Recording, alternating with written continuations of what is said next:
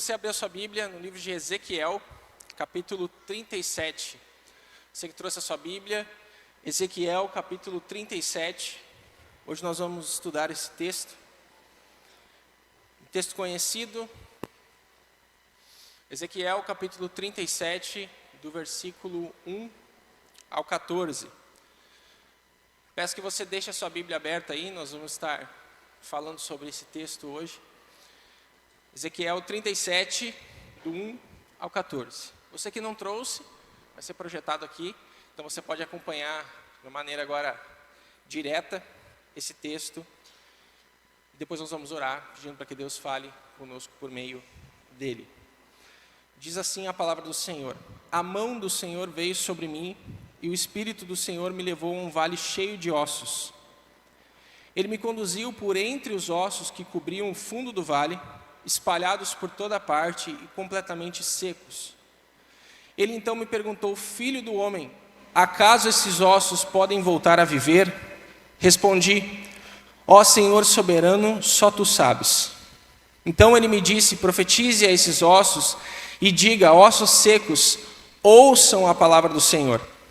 Assim diz o Senhor soberano: soprarei meu espírito e os trarei de volta à vida. Porei carne e músculos em vocês e os cobrirei com pele, darei fôlego a vocês e voltarão à vida. Então saberão que eu sou o Senhor. Assim anunciei essa mensagem como ele me havia ordenado.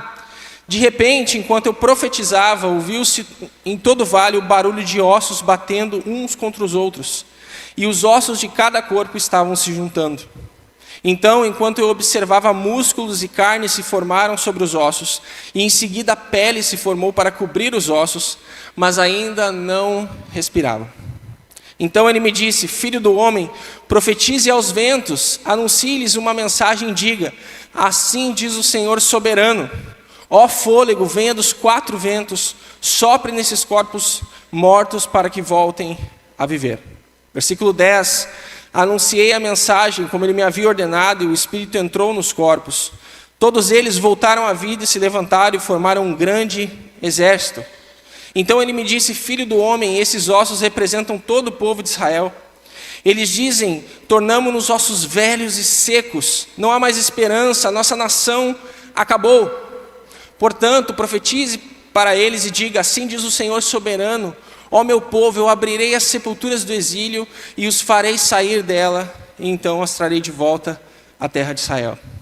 Quando isso acontecer, meu povo, vocês saberão que eu sou o Senhor. Soprarei meu espírito em vocês e voltarão a viver, e os trarei de volta para a sua terra. Então saberão que eu, o Senhor, falei e cumpri o que prometi. Sim, eu, Senhor, falei. Vamos orar? Senhor Jesus, obrigado, Pai, pela Tua palavra. E a Tua palavra é viva e eficaz. Ela tem poder, Pai, de nos trazer de volta, de fazer o nosso coração, a nossa vida, voltar, Senhor, a respirar, a ter um fôlego novo. E, Pai, que a Tua palavra possa, nessa noite, falar no nosso coração, para que a gente saia daqui diferente de como a gente entrou, Pai.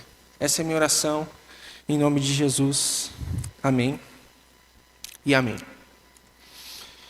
Esse texto, ele, geralmente, eu gosto muito de falar em séries de mensagens, porque a minha cabeça ela funciona de uma maneira muito sistemática.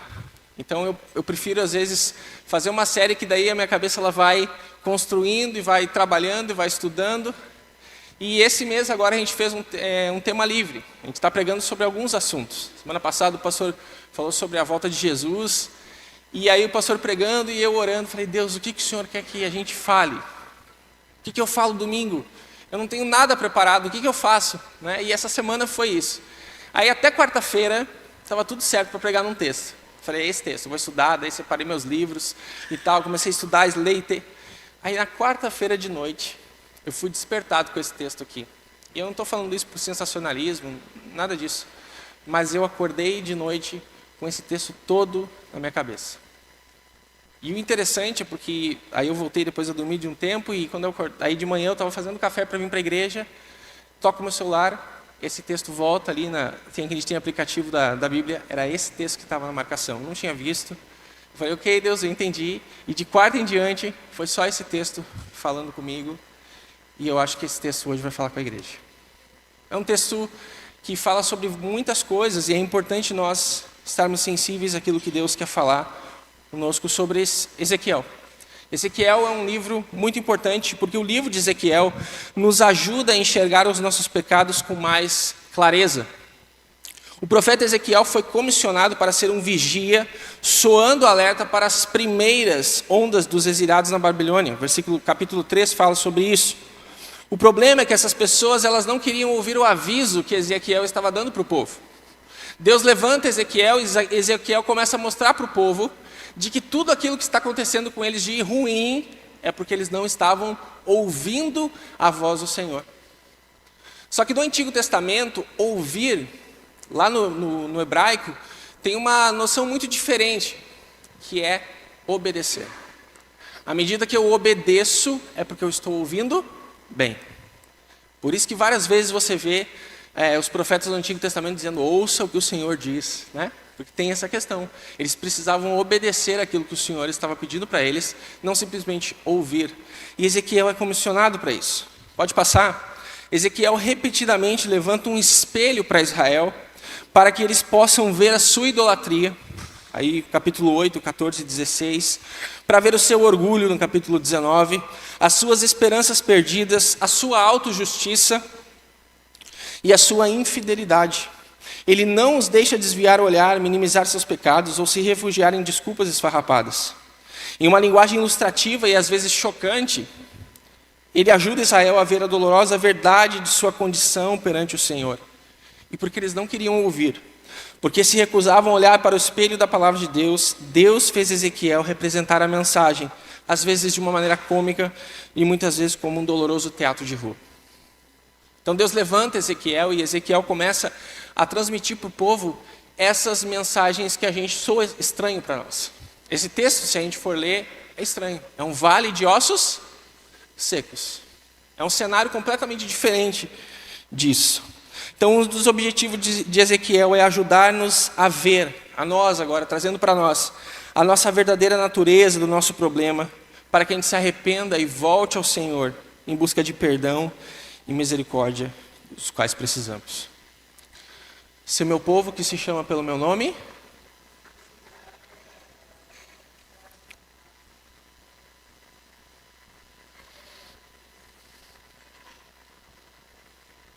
amém.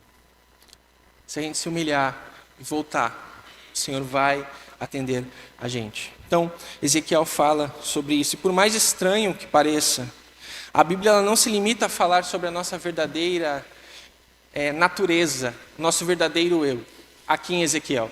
Por mais estranho que pareça esse texto. Mas olha só, 2 exemplos para você entender. Pode passar.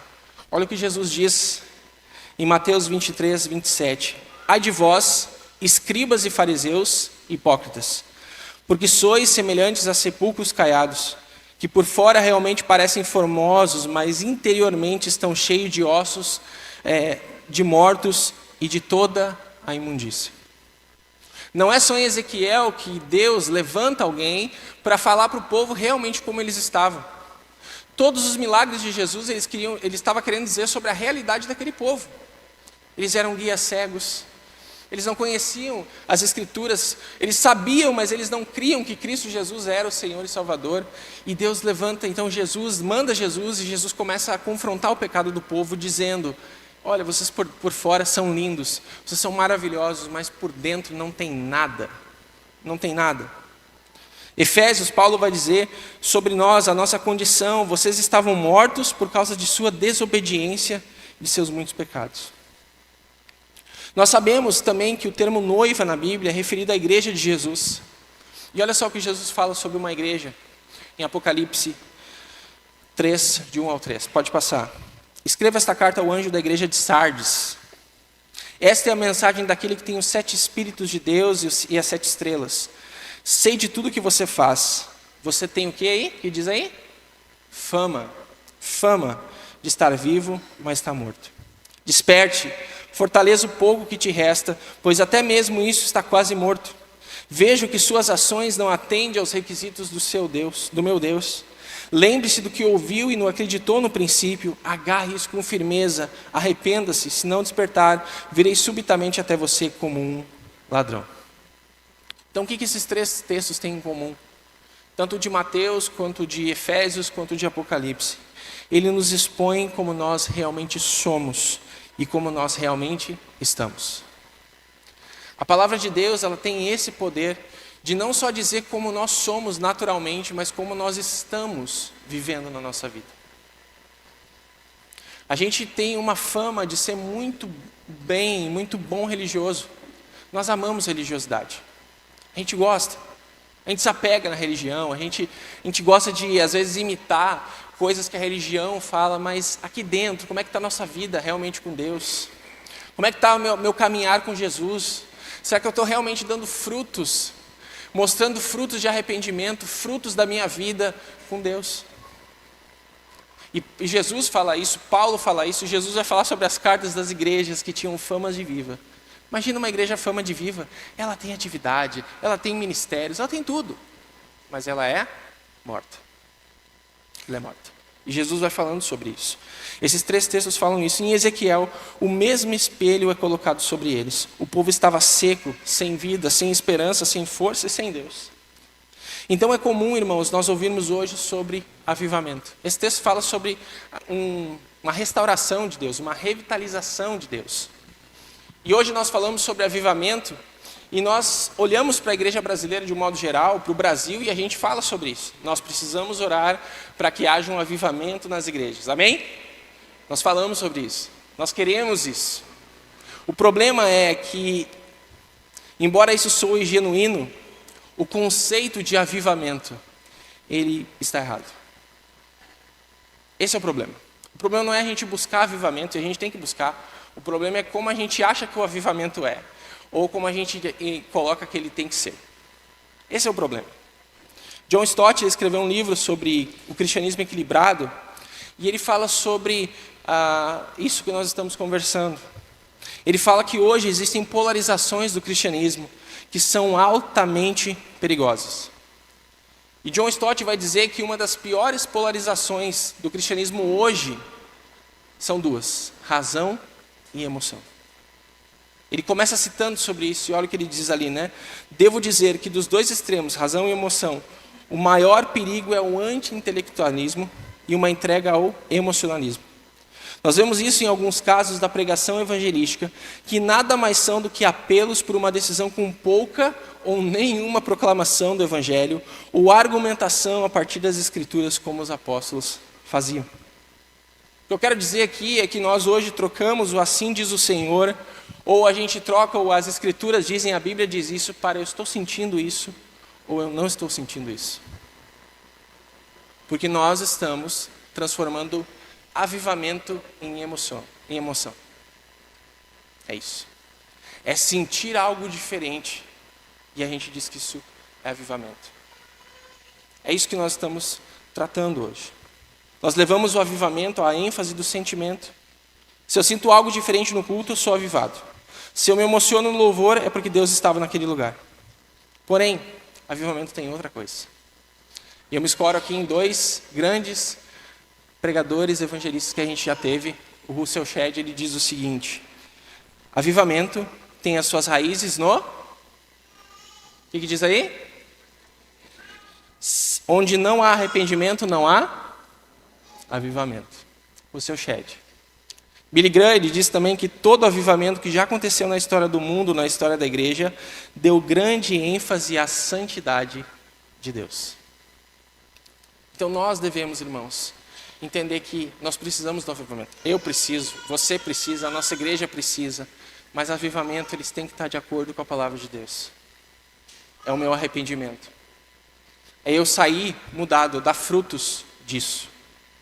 Claro que Deus usa a música, claro que Deus usa o que Ele quiser, mas nós temos que entender que nós temos que ter mudança de vida.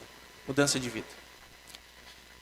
E Ezequiel aqui está sendo levado para isso. Então, voltando ao texto, é exatamente coerente com essas duas frases. A ênfase da visão de Ezequiel não era sobre o povo, mas era sobre Deus. O nome de Deus estava sendo desonrado entre as nações, e por esta razão Deus então iria agir, e o povo deveria se arrepender e se voltar ao Senhor. E eu amo o capítulo 36 de Ezequiel.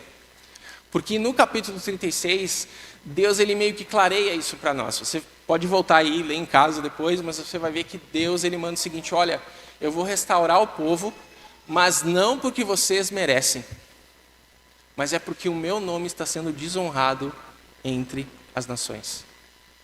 E por causa que o meu nome está sendo desonrado entre as nações, eu vou restaurar vocês. E aí vem aquela linda, né? Aspergirei água pura e vocês ficarão limpos.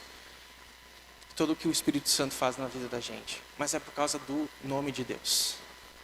É porque Deus ele deve ser honrado em nossa vida. E aí Ezequiel fala sobre isso. Então eu convido você a olhar para esse texto de uma maneira bem objetiva, em 4 pontos. A primeira delas, o texto nos mostra a real situação do povo. Eles eram ossos secos. Do versículo 1 ao versículo 2, depois o 11, a gente tem isso. Mas o texto diz para nós que o povo estava desprovido de vida espiritual. Essa era a primeira característica daquele povo. Ezequiel vê o progresso no mal, vê os resultados da desobediência, os frutos amargos da rebeldia, e agora não é apenas um povo doente. A enfermidade aqui dá lugar à morte, e a morte à desintegração orgânica. Agora estava ali um monte de ossos secos, sem vida, sem esperança. Era a maquete de toda a desesperança, aquele povo, o retrato de um povo caído, com uma esperança morta. Era um povo que não tinha vida espiritual nenhuma. O segundo ponto é que o povo estava disperso. O pecado separa, o pecado divide e afasta as pessoas. E hoje a gente tem uma geração onde a gente suaviza o efeito do pecado na vida da gente. A gente classifica aqueles pecados que a gente acha ruins, feios. Mas a gente vai brincando, a gente vai dando nome para os nossos pecados, eles vão se tornando de estimação, eles viram até pets nossos, se bobear. E a gente cuida, mas a gente não larga. Porque eles se tornaram inofensivos para a gente, mas muito ofensivos para Deus. O nosso pecado ofende a santidade de Deus. Ofende. De uma maneira que a gente não possa imaginar. Ofende tanto, meus irmãos e irmãs, que precisou Jesus, o Filho de Deus, sem um pecado, ser morto na cruz. Ezequiel vai falando para nós, sobre aquele povo e sobre nós também. O povo estava em um vale de sequidão.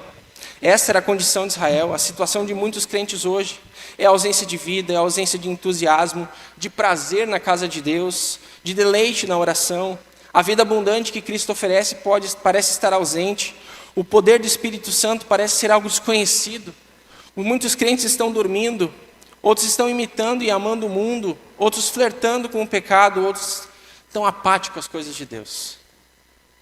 Eu várias vezes me encontro assim, apático. Não sei você, talvez seja só eu.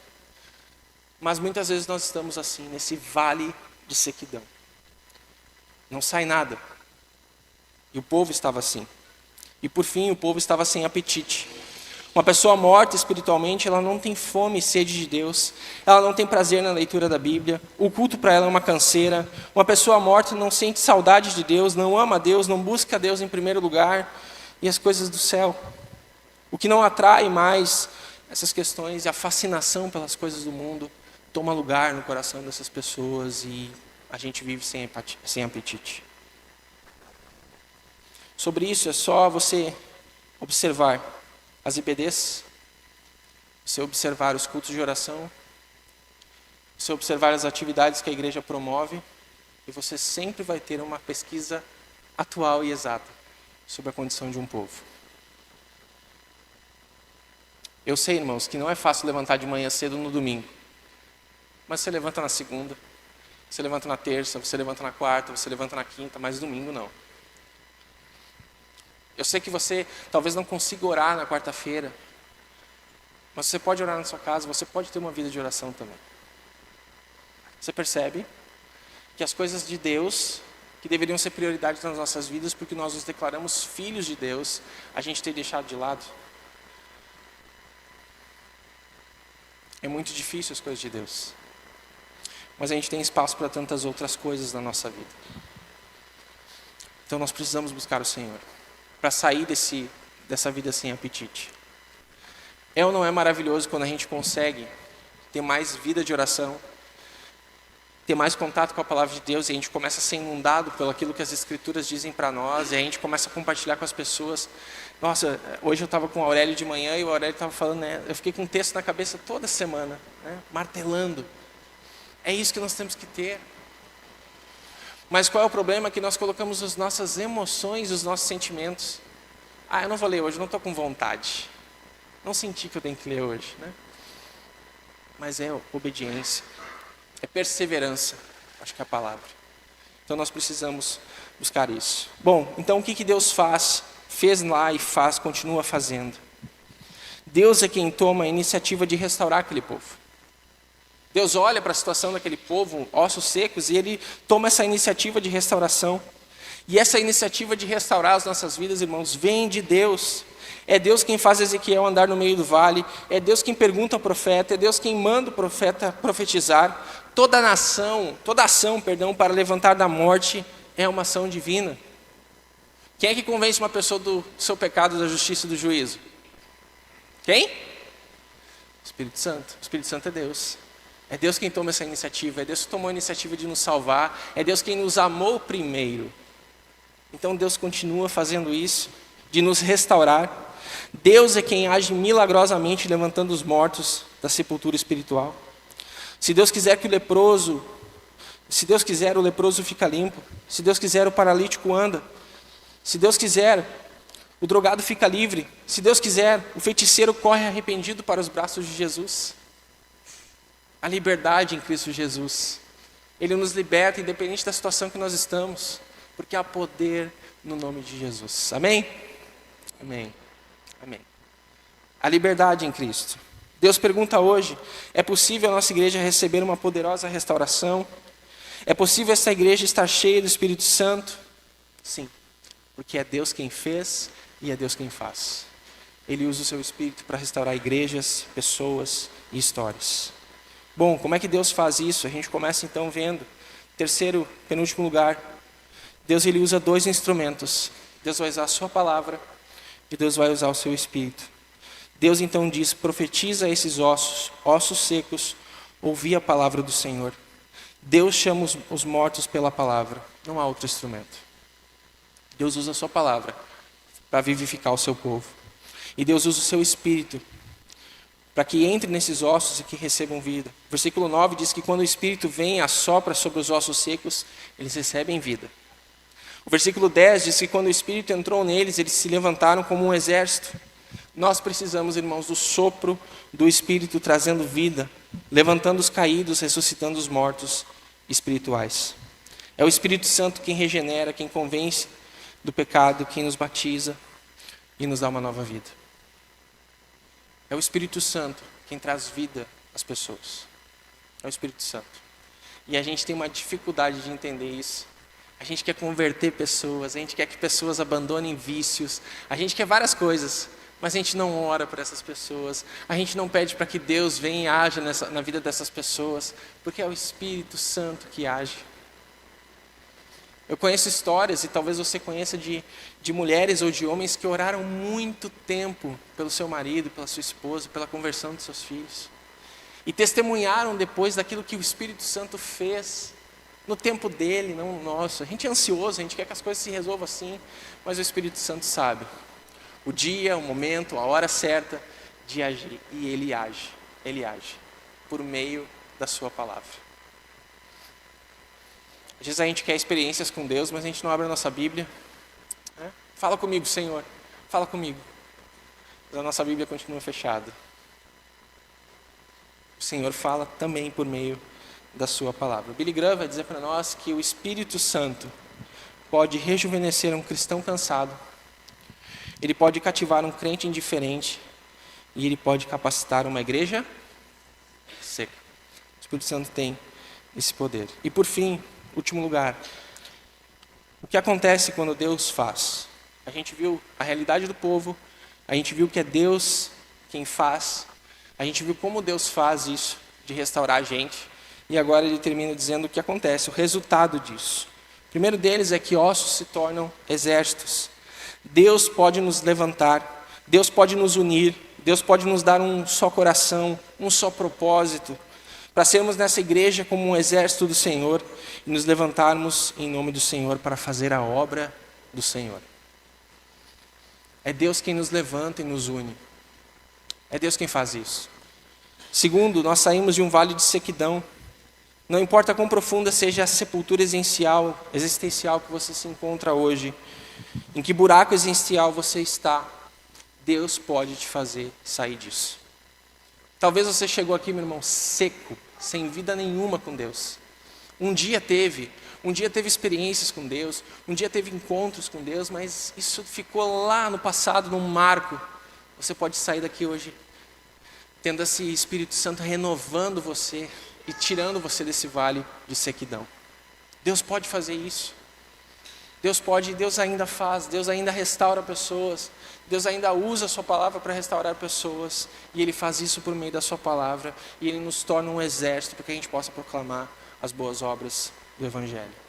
Deus restaura, Deus nos tira desse vale. Em terceiro, Deus nos mostra que nós teremos uma profunda relação com Ele.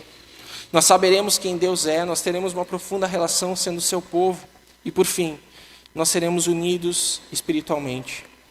Agora não seriam duas nações, mas uma nação. Deus restaura não apenas a nossa vida, mas as nossas relações. A divisão que rasgou a nação ao meio não existiria mais. Deus restaura relacionamentos quando o Espírito Santo sopra sobre nós. Ele nos perdoa, Ele nos faz novas pessoas. Novas pessoas. Semana pós semana a gente recebe pessoas e eu tenho ficado impressionado como pequenas ações, muitas vezes, quando caem no nosso coração, elas são capazes de nos machucar. Quantas pessoas hoje lutam com a falta de perdão de alguém? Ou quantas pessoas carregam uma culpa que pesa o coração? E elas têm dificuldade de entender que Deus as ama, independente do que aconteceu. Mas quando o Espírito Santo entra na vida dessa pessoa e restaura essa pessoa, é uma nova história. É para uma liberdade que Cristo nos libertou. E Ele lança fora todo medo. Se você entender esse texto, olha o quadro de terror e assombro que existia. Mas quando Deus soprou, se tornou um exército. Novas pessoas, novas criaturas foram transformadas por Deus. O que eu queria que você lembrasse de tudo isso que nós falamos, pode passar. Deus ainda restaura, Deus ainda vivifica pessoas, e Deus continua querendo nos transformar por meio de sua palavra e de seu Espírito. Amém, meus irmãos? Que a gente possa sair daqui diferente hoje, restaurado por Deus, transformado por Deus. Não há história, não há família, não há casamento, não há filho que Deus não possa restaurar. Não há coração, embora mais ferido esteja, que não possa ser restaurado por Deus. Pode sim. Pode começar hoje.